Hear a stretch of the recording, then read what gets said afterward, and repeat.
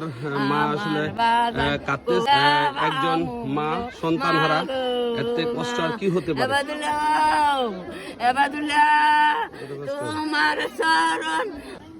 আসসালামু আলাইকুম রহমতুল্লাহ ওয়াবারাকাতুহু। আসলে আজকে আপনারা জানেন ব্রাহ্মণবাড়িয়া বাঞ্ছারামপুর থানার বাঁশগাড়ি যে গ্রামটি রয়েছে সেই গ্রামে আকাঙ্ক্ষিত ঘটনা ঘটেছে। তো আমরা এখানের স্থানীয় লোকজনের সাথে কথা বলবো। জি, আমি চাচার সাথে কথা বলবো। চাচা, আসলে আপনারা কি দেখছেন সকালবেলা নামাজ পড়তে এসে কি অবস্থা দেখছেন? দেখছি এখানে 2-4 মানুষ আইয়া দেখছে রক্ত রক্ত দেখছে, শাটারটা বন্ধ। জি, এই আপনি দেখলাম আর কি এই না।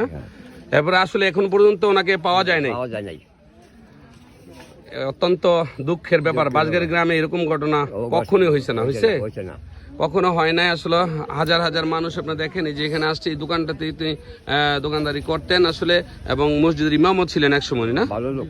যেভাবে হোক ওনাকে যেন পাওয়া যায়, তাই না? পাওয়া যায়। ধন্যবাদ আপনাকে, ধন্যবাদ।